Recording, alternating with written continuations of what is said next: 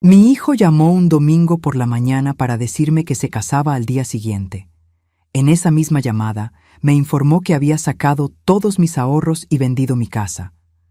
Lo que él no sabía era que yo había pasado 30 años aprendiendo exactamente qué hacer cuando alguien intenta destruirte por dentro. Escriban en los comentarios desde qué país están viendo este video. Nos encanta saber de dónde viene nuestra familia aquí en el canal. Tenía 71 años cuando todo se derrumbó de golpe. O mejor dicho, cuando mi hijo pensó que todo se había derrumbado. Era una mañana de domingo de octubre, de esas frías que llegan sin avisar, con un cielo gris claro que parece no saber si llueve o no. Estaba sentada en mi sillón favorito, el de cuero café desgastado que mi esposo Eduardo compró en un tianguis de antigüedades en los primeros años de nuestro matrimonio. Tenía una taza de té en la mano, un libro en el regazo y el silencio rico de quien no necesita apresurar nada. A los 71 años, los domingos por la mañana son un regalo. Entonces sonó el teléfono. Era Marcelo, mi hijo único. 42 años, esa voz grave que heredó de su padre, siempre con un tono de quien está a punto de pedir un favor o anunciar una buena noticia. Esta vez eran las dos cosas, o al menos él creía que lo eran. «Mamá», dijo, «tengo una noticia increíble. Me caso mañana». Hice una pausa. No por la sorpresa de que se casara, sino por la palabra mañana. Mi hijo me estaba avisando de una ceremonia de boda con menos de 24 horas de anticipación. Le pregunté quién era la novia, con esa calma de quien aprendió que las preguntas apresuradas no cosechan respuestas verdaderas. Me dijo el nombre, Renata Fonseca. Una mujer que yo había visto solo una vez, en una cena en la que ella miró mis muebles con más atención que a mí. Entonces siguió hablando. Y fue ahí donde el tono de su voz cambió. «Necesitaba un dinero para el enganche del departamento nuevo», dijo, como si estuviera comentando sobre el clima. «Lo tomé prestado de tu cuenta de ahorros y vendí la casa de la calle de las Acacias. Ya tiene comprador. La documentación se firmó esta semana». Me quedé callada por unos segundos. No por miedo, no por desesperación. Me quedé callada porque necesité un instante para organizar lo que estaba sintiendo, que era una mezcla extraña de dolor, claridad y algo que solo puedo describir como reconocimiento. Como cuando ves una tormenta acercándose a lo lejos y piensas, «Ah, entonces era eso». «¿Cuánto sacaste?», pregunté. «550,000 pesos», respondió él, demasiado rápido, como quien ya lo tenía ensayado. Y entonces me reí. No fue una risa irónica, no fue histérica, fue genuina, de esas que suben desde el fondo del pecho cuando la situación es demasiado absurda para cualquier otra reacción. Marcelo se quedó desconcertado del otro lado de la línea. Él claramente esperaba llanto, o súplicas, o un silencio pesado. No esperaba risas. Lo que Marcelo no sabía era que la casa de la calle de las Acacias no era donde yo vivía. Yo vivía en la calle de los Fresnos, número 34, desde hacía 23 años. La casa de la calle de las Acacias era un inmueble que yo había comprado como inversión, 6 años antes, con parte del seguro de vida de Eduardo. Estaba rentada a una familia desde hacía 4 años, con contrato registrado ante notario. Pero hay otra cosa que Marcelo no sabía, y que la mayoría de las personas en mi vida también desconocían. Antes de casarme, antes de ser madre, antes de convertirme en la señora amable que presta libros en la biblioteca comunitaria del barrio los martes y jueves, yo había pasado 16 años trabajando como pasante legal en un bufete de abogados especializado en derecho inmobiliario y familiar en la Ciudad de México. Yo conocía los contratos, entendía de fraudes. Sabía reconocer un poder notarial falsificado a leguas de distancia porque había revisado cientos de ellos. Cuando Eduardo murió, hace 7 años, la vida pareció encogerse. Me mudé a una ciudad más pequeña, Asumí el ritmo tranquilo de una viuda que planta hierbas en la terraza y lee mucho. La gente me veía como alguien gentil e inofensiva. Eso, descubrí más tarde, era una de las mayores ventajas que tenía. Aquella mañana de domingo, mientras mi hijo respiraba del otro lado de la línea esperando mi reacción, yo ya estaba mapeando mentalmente lo que necesitaba hacerse. Sabía qué documentos buscar en el archivo. Sabía a qué abogado llamar primero. Sabía que el contrato de arrendamiento de la familia que vivía en la calle de las Acacias hacía que la venta fuera fraudulenta de una manera que ningún comprador de buena fe aceptaría sin un juicio. «Marcelo», dije cuando se me pasó la risa, «disfruta la boda. Va a ser un día lindo». Colgué el teléfono, puse la taza de té en la mesita lateral y fui a mi archivo. Lo que pasó después no fue venganza, fue algo mucho más preciso que eso. Fue una mujer de 71 años, usando todo lo que aprendió en 5 décadas de vida para defender lo que era suyo, responsabilizar a quien la traicionó y descubrir, en el camino, verdades que ninguna de nosotras estaba preparada para enfrentar. Pero voy a empezar por el principio. Por Eduardo, por la vida que construimos juntos y por lo que quedó de ella cuando él se fue. Me llamo María Luisa Mota Vasconcellos. Nací en octubre de 1953, en Querétaro, hija de un contador y de una maestra de literatura. Crecí en una casa llena de libros y de conversaciones serias sobre la responsabilidad. Mi padre decía siempre que la única cosa que nadie te puede quitar es lo que sabes. Me lo tomé en serio. Me gradué como técnica en administración, pero fue en el bufete de abogados donde realmente aprendí lo que sabía. Pasé 16 años sumergida en documentos, contratos, escrituras, disputas de herencias, pleitos familiares que se volvían juicios de años. Vi cosas que la mayoría de la gente nunca ve. Cuánto se destruyen las familias por dinero, cuánto el amor puede volverse un arma en las manos equivocadas y cuánto subestiman las personas a quien parece débil. Cuando conocí a Eduardo, él era ingeniero civil y tenía una sonrisa que parecía resolver problemas con solo aparecer. Nos casamos en 1981. Marcelo nació en 1983. Dejé de trabajar para cuidarlo, como hacíamos en esa época, y cuando regresé al mercado algunos años después, la vida había tomado otros rumbos. Eduardo fue creciendo en su carrera, nosotros fuimos creciendo juntos, y yo me fui convirtiendo en esa mujer que administra la casa, cuida las finanzas de la familia con rigor silencioso y nunca olvida lo que aprendió. Eduardo murió de un infarto fulminante en 2017. 63 años, saludable en apariencia, sin previo aviso. Una de esas muertes que llegan como un portazo con el viento, de repente y sin que hayas podido preparar nada. Marcelo tenía 34 años en ese entonces. Ya era adulto, ya tenía su vida. Pero el luto lo golpeó de una manera extraña, ese luto que no llora frente a los demás, pero que fermenta por dentro y va cambiando a la persona poco a poco. En los primeros 2 años me llamaba cada fin de semana. Después, fue espaciando las llamadas. Después, se fue desapareciendo. Cuando Renata entró en su vida, las llamadas prácticamente pararon. Yo vi eso pasar con esa tristeza silenciosa de madre que entiende, pero duele de todos modos. No me entrometí, no le reclamé. Solo observé, de lejos, las señales que me preocupaban. El tono diferente cuando hablaba de dinero, la prisa nueva en todo, esa Renata que miraba mis muebles con ojos de evaluadora. 3 meses antes de la llamada del domingo, Marcelo me visitó y en una conversación que parecía casual, me preguntó si podría firmar unos documentos para facilitar la administración de mis cuentas en caso de que me enfermara. Acepté darle acceso a mi cuenta corriente, la pequeña, con cerca de 30,000 pesos para los gastos del mes. No a la de ahorros, no a los inmuebles, solo para estar seguros, como decía mi padre.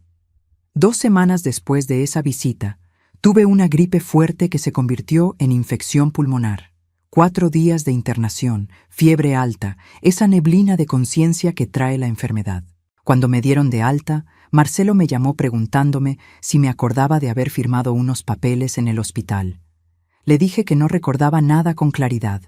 Dijo que era normal, que había firmado unos formularios con una notaria, que era solo un trámite. Debía haber contratado a un abogado en ese momento. Pero él era mi hijo. Y todavía había, dentro de mí, esa madre que prefiere creer. Ese fue mi mayor error. El domingo de octubre, cuando abrí el estado de cuenta antes de que el teléfono sonara y vi los 550,000 pesos transferidos en 3 operaciones a lo largo de una semana, mis ahorros estaban reducidos a 8,000 pesos. El historial mostraba las transferencias a nombre de Marcelo, espaciadas de forma que pareciera menos alarmante, pero sumadas contaban una historia muy clara. Y entonces llamó él, para completar el cuadro. En ese momento, mientras todavía sonreía sola en el sillón de cuero café de Eduardo, tuve que tomar una decisión. Podía hacer lo que él esperaba que hiciera: entrar en crisis, llamar pidiendo explicaciones, amenazar y retractarme, llorar y perdonar una vez más. O podía hacer lo que sabía hacer: documentar, planear, actuar con precisión. Elegí lo segundo. Fui hasta el archivo de metal verde que está en el rincón del estudio. Ese archivo por el que Marcelo nunca preguntó, porque nunca imaginó que existía. Dentro de él había 4 carpetas organizadas por tipo de documento: inmuebles, finanzas, jurídico y personal. Saqué las escrituras de los 2 inmuebles. Leí el contrato de arrendamiento de la calle de las Acacias. Verifiqué las fechas. La familia Carranza vivía allí desde hacía 4 años, con contrato vigente hasta junio del año siguiente. Un contrato registrado ante notario, con una cláusula expresa de que cualquier venta del inmueble no rescindiría el derecho de permanencia de los inquilinos por el periodo restante. Mi hijo había vendido una casa con inquilinos que tenían total protección legal para quedarse. Cualquier comprador que intentara tomar posesión descubriría eso inmediatamente. Y cuando lo descubriera, demandaría a Marcelo por fraude, incumplimiento de contrato y daños morales. Abrí mi laptop y empecé un documento nuevo. En la parte de arriba escribí con letras mayúsculas: cronología, y empecé a escribir todo lo que recordaba, con fechas, montos, nombres y circunstancias. Eran las 10 de la mañana del domingo. Para el final de ese día tendría mi plan completo. Hay algo que aprendí en el bufete de abogados y que nunca olvidé. La mayor ventaja en una disputa no es el dinero, no es el abogado más caro, no es el grito más fuerte. Es la documentación. Quien documenta primero, documenta mejor y documenta con consistencia, casi siempre gana. Pasé 16 años viendo eso suceder. Así que, aquel domingo, mientras mi hijo probablemente celebraba con Renata la ingenuidad de su vieja madre, yo trabajé. Llamé a doña Socorro, mi vecina y amiga de 20 años, que tiene una memoria mejor que cualquier agenda y una lealtad que no hace falta pedir. Llegó en 15 minutos, con un recipiente de panqué de naranja que no pedí, pero que era exactamente lo que necesitaba. Nos sentamos en la cocina, tomamos café y se lo conté todo. Socorro no me interrumpió. Cuando terminé, se quedó en silencio por un momento, mirando la taza. Después solo dijo: ¿qué necesitas de mí? Ese es el tipo de amistad que se construye en 20 años de vecindad, de prestarse la sal y de pláticas en la banqueta al atardecer. No necesita drama, solo necesita confianza. Le pedí que me ayudara a organizar los documentos en 3 juegos completos, fotocopiados y numerados. Uno para mí, uno para el abogado y uno para el Ministerio Público. El lunes por la mañana, a las 9 en punto, llamé al banco. Hablé con la gerente de cuenta, una mujer llamada Carla, que me atendía desde hacía años. Le expliqué la situación con calma y precisión. Le dije que había un posible fraude en las transferencias, que yo no había autorizado conscientemente los retiros y que necesitaba todos los registros de las últimas transacciones, incluyendo la documentación del poder que supuestamente se había presentado. Carla se puso tensa del otro lado de la línea. «Doña María Luisa, esto es serio». «Lo sé», respondí. «Por eso estoy llamando». Me prometió los documentos en un plazo de 3 días hábiles y abrió un protocolo de investigación interna. Dijo que el banco bloquearía cualquier nuevo movimiento sospechoso mientras el caso se investigaba. A las 10 de la mañana llamé al licenciado Raúl Luz. Era abogado, especializado en derecho familiar e inmobiliario, y había sido colega de Eduardo en algunos asuntos legales a lo largo de los años. Lo conocía lo suficiente como para llamarlo directo al celular. Cuando terminé de explicarle, se quedó en silencio unos segundos. Después preguntó: ¿Los inquilinos de la calle de las Acacias lo saben? Todavía no. Llamo hoy. Llama ahora, me dijo. Ellos son víctimas colaterales y pueden ser testigos fundamentales. Colgué con el licenciado Raúl y marqué al señor Antonio Carranza, que vivía en la calle de las Acacias con su esposa y sus 2 hijos adultos. Le expliqué con cuidado que mi hijo había vendido el inmueble sin mi autorización, usando documentos posiblemente falsificados, y que su contrato de arrendamiento seguía siendo válido y sería defendido. La voz del señor Antonio fue de impacto, luego de coraje, y después de alivio cuando entendió que no perdería su hogar. Prometió cualquier colaboración necesaria. Por la tarde, en el despacho del licenciado Raúl, me senté del otro lado de una mesa cubierta de papeles y escuché lo que ya sabía, pero necesitaba oír de alguien externo. Mi hijo había cometido al menos 3 delitos graves: robo, fraude y falsificación de documentos. El poder presentado al banco y al registro público era nulo porque yo estaba con fiebre alta cuando lo firmé, lo que comprometía mi capacidad de consentimiento, y la notaria que supuestamente habría autenticado el documento tendría que ser investigada. ¿De verdad quiere hacer esto?, me preguntó el licenciado Raúl, mirándome con esa honestidad directa que yo apreciaba en él. «Es su hijo». Enfrenté la pregunta con seriedad, como se merecía. «Es mi hijo», acepté. Y precisamente por eso necesita entender que lo que hizo tiene consecuencias. Si lo encubro, no lo estoy protegiendo. Estoy garantizando que lo vuelva a hacer. Pasamos 2 horas armando el caso. Cuando salí de ahí, ya había un reporte abierto en el banco, una investigación en curso en el registro público de la propiedad y una cita en la fiscalía para el día siguiente. Esa noche, Marcelo mandó un mensaje. «Mamá, me llamaron del banco preguntando por las transferencias. Diles que tú autorizaste todo, ¿va?» Me quedé mirando el mensaje por un largo rato. Entonces escribí de vuelta: «Buenas noches, Marcelo». Y guardé el teléfono. Lo que sentía en ese momento no era coraje puro, era algo más complejo y más pesado. Era el dolor de ver a alguien que criaste, a quien alimentaste, educaste y amaste.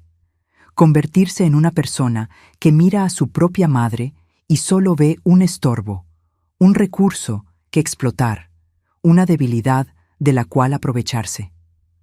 Recordé cuando Marcelo tenía 7 años y se cayó de la bicicleta en la banqueta y me quedé a su lado en el cemento caliente hasta que dejó de llorar, sin prisa alguna, sin ningún lugar mejor donde estar. Recordé cuando tenía 16 y me contó, con vergüenza, que había copiado en un examen, y no le grité, solo le dije que tendría que resolver eso con el profesor, y lo resolvió. ¿Dónde estaba ese niño?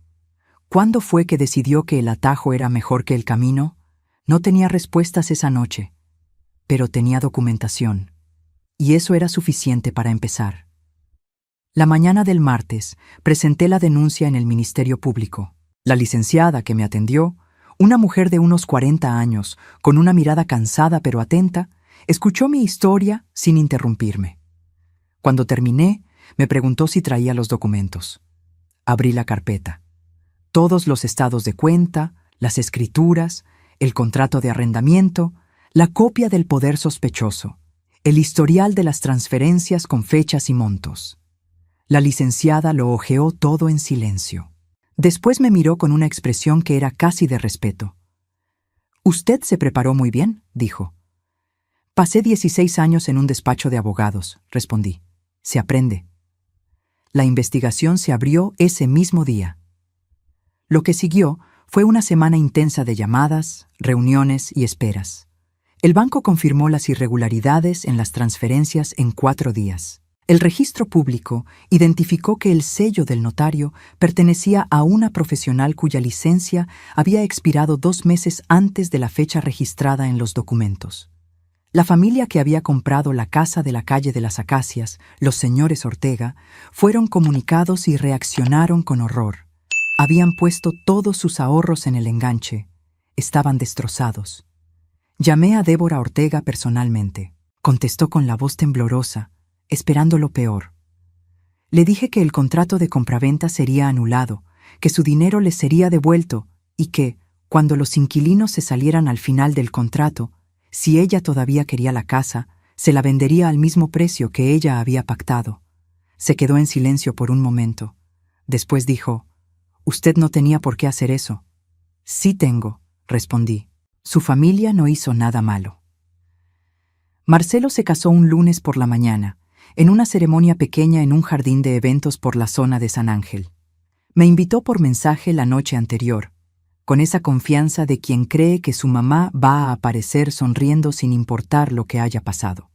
Y aparecí, con un vestido azul, el cabello arreglado y un pequeño regalo envuelto con esmero. Dentro del regalo había una foto vieja. Eduardo, Marcelo con 3 años y yo en el parque de Chapultepec un día de sol. En el reverso escribí: «Para que siempre recuerdes de dónde vienes. Con amor, mamá». El lugar estaba decorado con flores blancas y arreglos caros que reconocí por el precio, porque Eduardo me enseñó a apreciar la calidad y aprendí a reconocerla cuando se compra con dinero que no es de quien está pagando. Había champaña francesa, pastel de 4 pisos, una decoración que fácilmente costaba unos 200,000 pesos. Mis 200,000 pesos.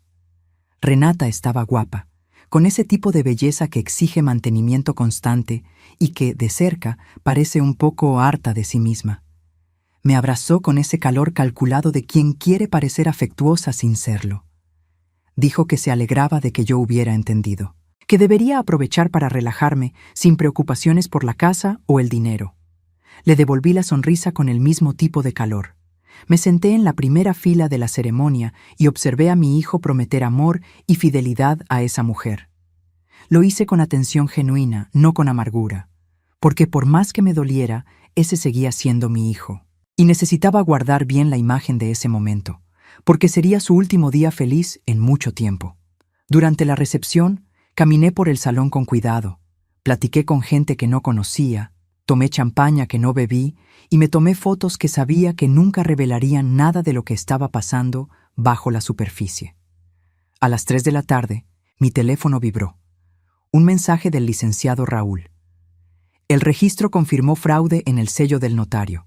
Los Ortega ya fueron notificados. La fiscalía abrió investigación formal. Lo tenemos. Guardé el teléfono en la bolsa. Miré a Marcelo, que bailaba con Renata bajo una lluvia de pétalos, sin la menor idea de lo que estaba pasando. Me fui antes de que partieran el pastel. Abracé a mi hijo, le deseé felicidad con toda la sinceridad que pude reunir y salí por el pasillo del salón sin mirar atrás. En el coche, en el silencio, lloré un poco. No de coraje, de luto. Por el hijo que tenía antes de todo esto, o tal vez por el hijo que nunca existió de la forma en que lo imaginé. Después me sequé los ojos, encendí el motor y me fui a casa. Socorro me estaba esperando con una botella de vino abierta y una expresión que no necesitaba palabras. «¿Cómo estuvo?», preguntó. «Caro», respondí, «caro y muy bonito». Ella se rió. Yo también.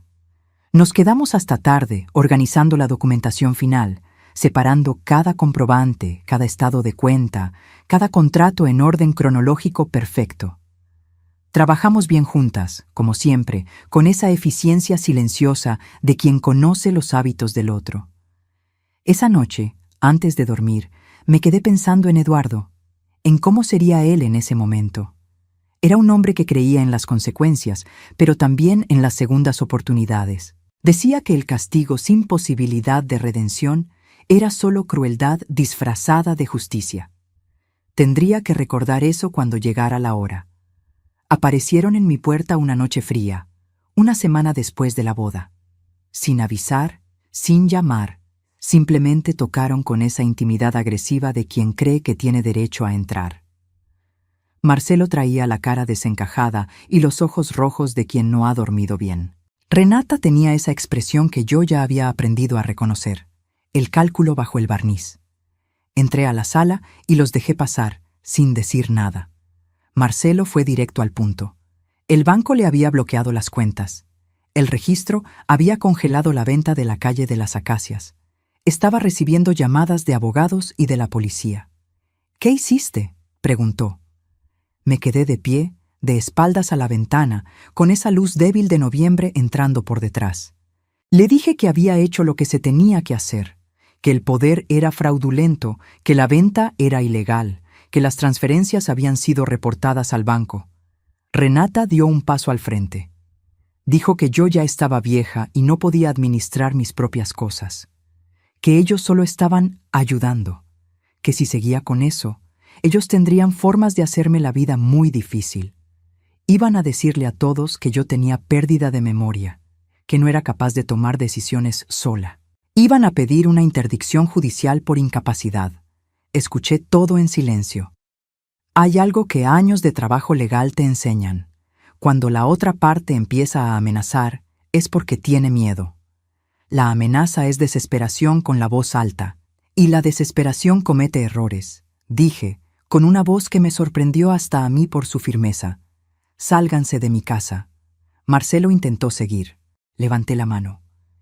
«Tengo 2 testigos en este caso, registros bancarios, peritajes del registro público, un contrato de arrendamiento activo y una denuncia presentada. Si siguen amenazándome, sumaré esto a una queja separada por coacción. Ahora, lárguense». Renata salió primero, con ese tipo de coraje que parece frío por fuera, pero quema por dentro. Marcelo fue después, sin mirarme. Cerré la puerta. Me senté en el piso de la sala por un momento, con las manos temblando. No de debilidad, sino de adrenalina, esa que queda después de que el peligro pasa. Llamé al licenciado Raúl y le conté lo que había pasado.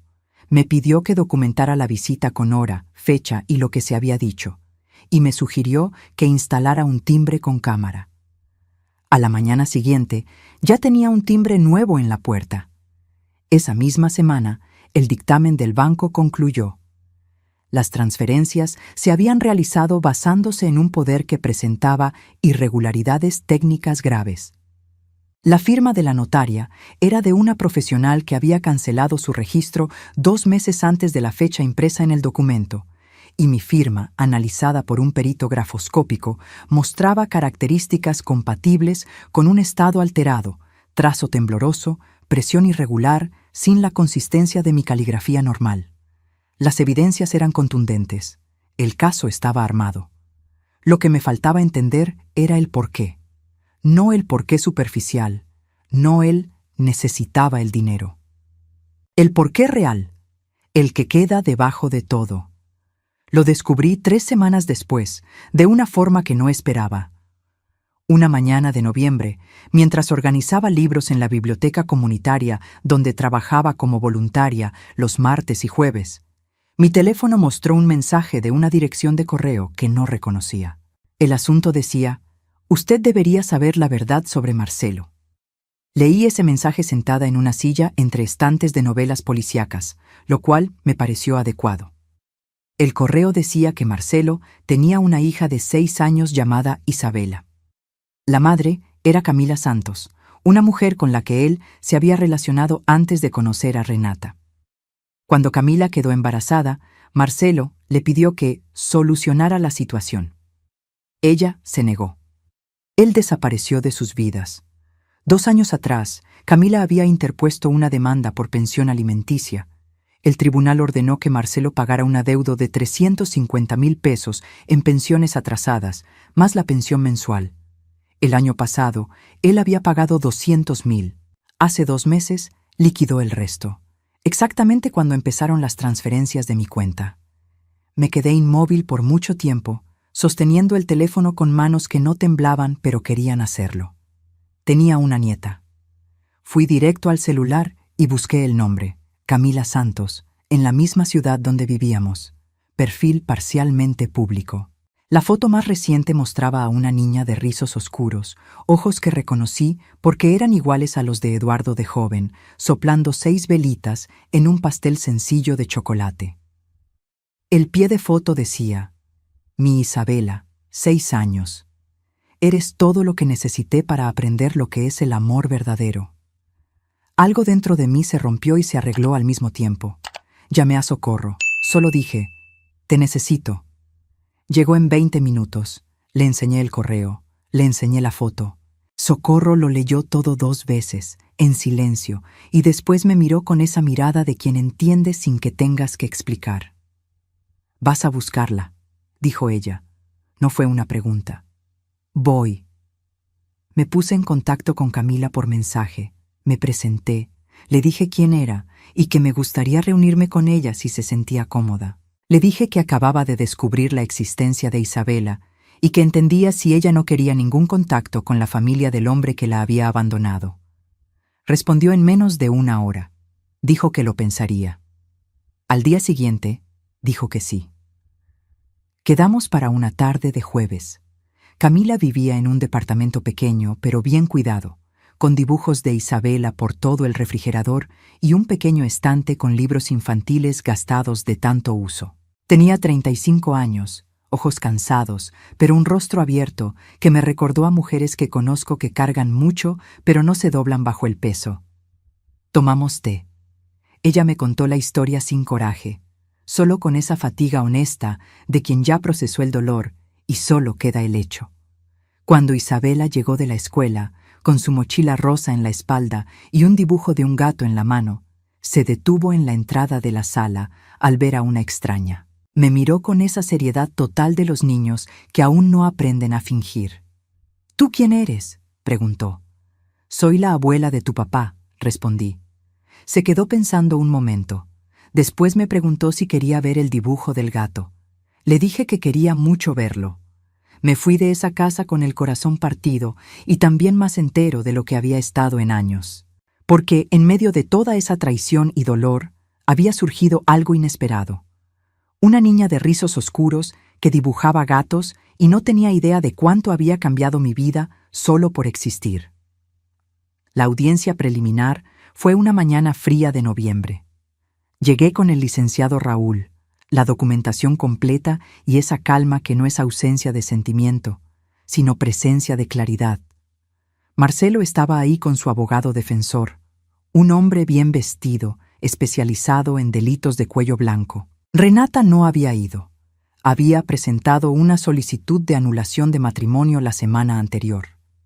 Mi hijo parecía 10 años mayor que en la ceremonia de la boda, hacía apenas un mes.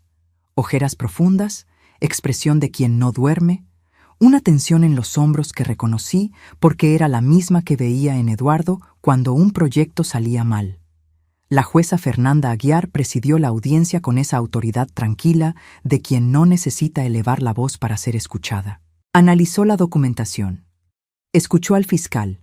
Escuchó al licenciado Raúl. Hizo preguntas directas, sin adornos. Cuando llegó el momento de que yo hiciera mi declaración, me puse de pie y miré directamente a Marcelo. Antes de proseguir, dije, necesito preguntarle a mi hijo sobre Isabela. La sala se quedó en silencio. El rostro de Marcelo palideció de una forma que solo le vi otra vez, cuando murió Eduardo y la noticia llegó por teléfono. «Habla de tu hija», le dije.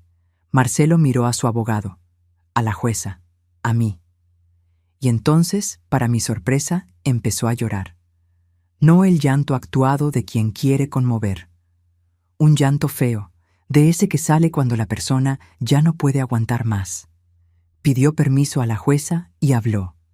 Sobre Camila, sobre Isabela, sobre cuánto había negado la existencia de su hija por miedo a que la familia de Renata lo rechazara si lo sabían. Sobre los 350,000 pesos de pensión atrasada. Sobre la desesperación que fue creciendo hasta que se convenció de que robarle a su madre era una solución. Tomé el dinero de mi madre para pagar la deuda que acumulé por abandonar a mi hija, dijo, con la voz entrecortada. Le robé a quien más me amó para encubrir el hecho de que abandoné a mi propia hija. Soy un cobarde. Soy un ladrón. Y no merezco misericordia. La jueza lo observó por un largo momento. «Agradezco su honestidad, aunque sea tardía», dijo ella. «Haremos un receso de 30 minutos para que el señor hable con su abogado». En el pasillo, me quedé parada frente a una ventana que daba a un jardín interno del tribunal, con algunos árboles sin hojas. Socorro estaba a mi lado, como siempre. «¿Qué quieres que pase ahora?», preguntó bajito. Lo pensé con cuidado antes de responder. No quería ver a mi hijo destruido, pero tampoco podía ser la madre que encubre lo que no debe ser encubierto. Había una línea entre perdonar y ser cómplice, y yo había aprendido, de la forma más dolorosa posible, que cruzar esa línea no salva a nadie. «Quiero justicia», respondí, «y quiero que tenga una oportunidad de ser el padre que Isabela merece». Cuando se reanudó la audiencia, pedí hablar con el fiscal antes del cierre. Sugerí que se considerara, en la sentencia, la posibilidad de una pena que lo hiciera responsable sin destruir completamente la capacidad de Marcelo de ser un padre presente.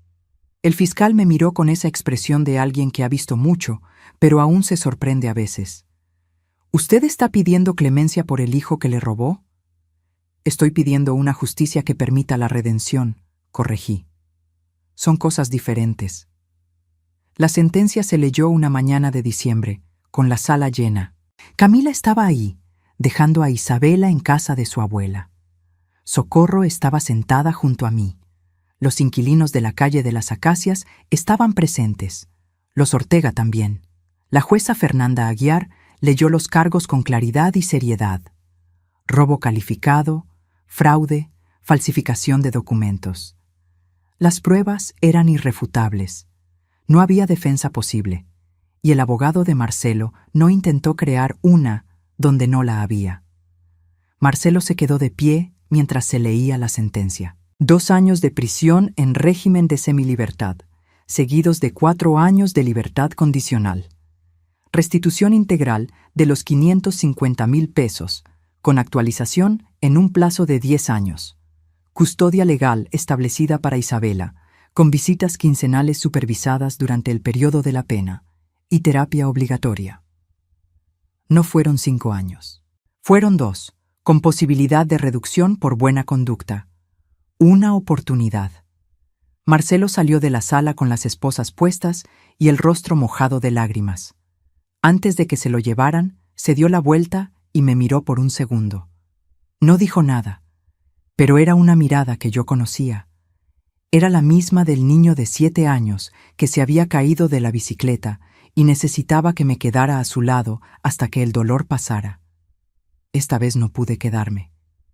Pero hice un pequeño gesto con la cabeza que decía: «Lo sé, aquí estoy, tienes que hacer esto solo». Esa noche fui al departamento de Camila. Llevé un esqueje de rosal del jardín de mi casa, enraizado en una maceta de barro. Ella me recibió en la puerta con los ojos cansados, pero aliviados. Isabela apareció en pijama de unicornio, desconfiada y curiosa al mismo tiempo. «La abuela otra vez», dijo. «La abuela otra vez», acepté. «¿Te vas a quedar a cenar?». Camila me miró, y yo la miré a ella, y había en esa mirada una pregunta que era más grande que la cena. «¿Quieres ser parte de su vida?». «Me quedo», respondí. En esa cena de sopa de codito con tomate, con una niña de 6 años contándome sobre su maestra de educación física y el perrito que quería que le regalaran de cumpleaños, algo se reorganizó dentro de mí. El dolor seguía ahí, pero había espacio alrededor de él. Un espacio que no existía antes. 2 semanas después, recibí una visita que no esperaba. Una mujer de unos 50 y tantos años, con el cabello gris bien cuidado y un abrigo beige, tocó a mi puerta una mañana de lluvia. Me resultaba vagamente familiar, pero no lograba identificar de dónde. «Doña María Luisa», dijo ella, «mi nombre es Elisa Fonseca, soy la madre de Renata». Pensé en cerrarle la puerta, pero había algo en su postura, una curva en los hombros que no era arrogancia, sino peso, que me hizo retroceder y decir: «Pase». Se sentó en el sillón de la sala con un sobre en la mano y un temblor en las manos que no era de frío. «Necesito decirle algo», dijo. Algo que debía haber dicho mucho antes. Abrió el sobre. Dentro había una carta escrita a mano. Me dijo que hace 22 años, una noche de lluvia en la carretera, había perdido el control de su coche con Renata en el asiento de atrás. El coche había girado y se detuvo en sentido contrario. Eduardo venía hacia ellas. Él podría haber esquivado. No esquivó. Dirigió su auto para absorber el impacto. Las protecciones funcionaron. Renata salió con heridas leves. Elisa con un corte en la frente. Eduardo murió en el lugar. Me quedé completamente inmóvil por un momento que no puedo medir. Mi esposo murió salvando a su hija, dije, y mi voz salió desde muy lejos. Elisa estaba llorando en silencio. Dijo que había vivido con esa culpa por más de 2 décadas. Que cuando Renata empezó a andar con Marcelo y descubrió que era hijo de Eduardo, pensó que era una oportunidad de reparar la deuda de alguna forma. Fomentó la relación. Sugirió que la familia de Eduardo seguramente querría ayudar a Marcelo a tener éxito.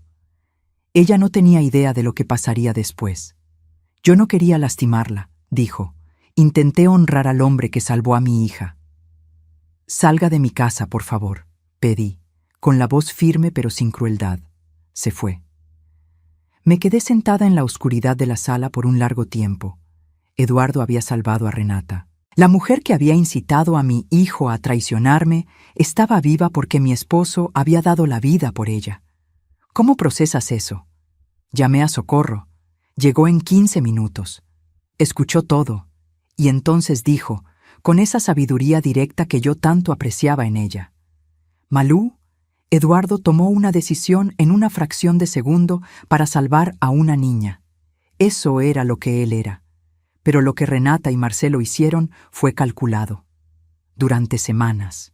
Son cosas diferentes. Lo sé, respondí, pero te vas a culpar de todos modos por un tiempo, dijo ella. Y está bien, siempre y cuando no dejes que esa culpa tome las decisiones por ti. No dormí mucho esa noche. Me quedé pensando en Eduardo, en aquel segundo en que tomó la decisión que tomó. Y me pregunté si sabía, en ese instante, cuánto se iba a desarrollar esa elección en el futuro, qué caminos sinuosos recorrería antes de llegar hasta mí, sentada sola en la oscuridad. Probablemente no lo sabía. Nadie sabe esas cosas en el momento. Pero su bondad había creado toda esa red, y ahora era mi responsabilidad decidir qué hacer con ella. Cuando las hojas cayeron todas y el frío de fin de año llegó de lleno, me encontré pensando en lo que sería la primera fiesta con la familia que surgió de todo esto. No la familia que tenía antes, la familia que había surgido de las cenizas. Preparé la cena de fin de año con Socorro, que vino temprano para ayudar. Arreglamos la gran mesa del comedor que Eduardo había comprado en una tienda de madera de demolición, una mesa pesada y honesta que ya había visto muchas comidas y muchas pláticas. Pusimos platos suficientes para 12 personas. Vinieron Socorro y su esposo, el licenciado Raúl y su esposa, los Carranza, de la calle de las Acacias, con su hija adulta que estudiaba medicina, los Ortega, que habían comprado la casa como prometí en julio, en cuanto los Carranza se salieron, Camila e Isabela, y Elisa Fonseca, a quien invité la semana anterior, después de pensarlo mucho. Tardé en llegar a esa decisión. No fue fácil, pero Eduardo me había enseñado, sin palabras y sin aviso, que la bondad no elige el momento conveniente. Se manifiesta cuando es necesaria, incluso cuando cuesta. Elisa llegó al último, con una expresión de quien no estaba segura de si era bienvenida.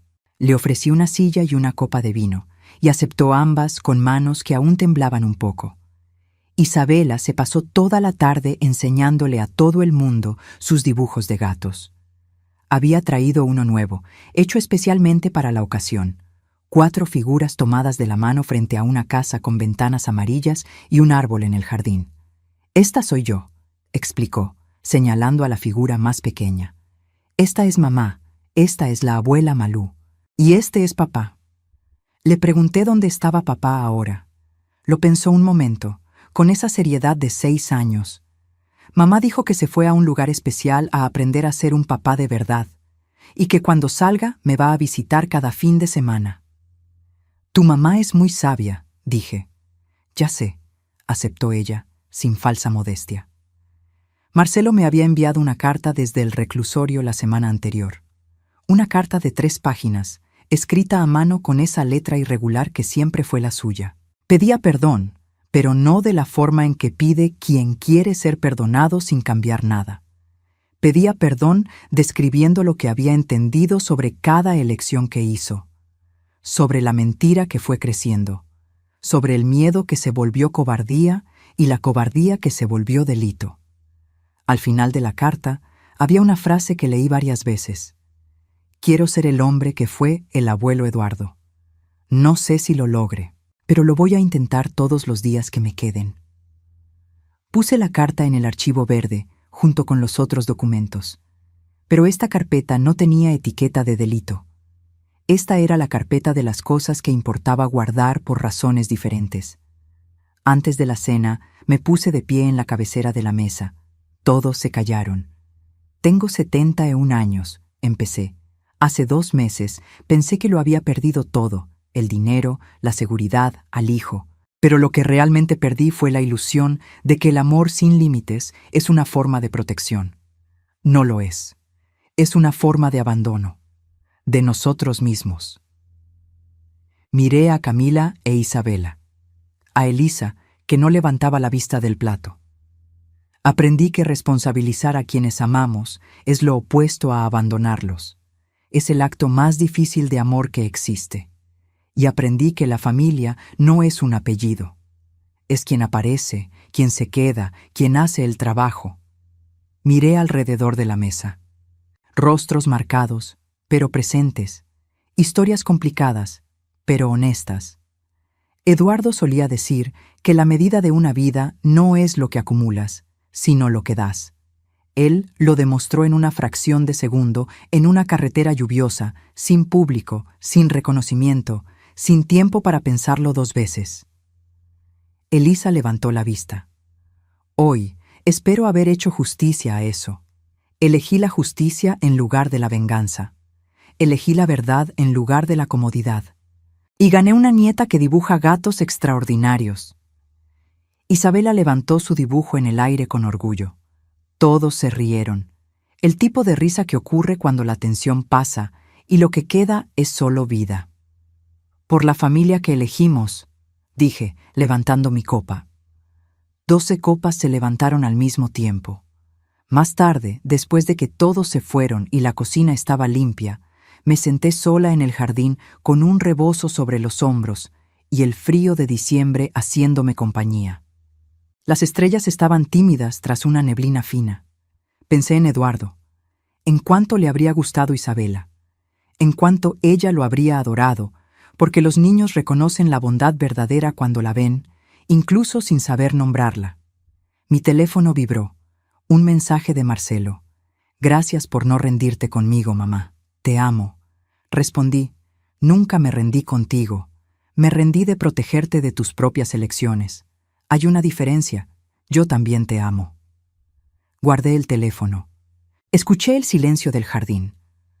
A los 71 años, había aprendido cosas que no están en ningún manual.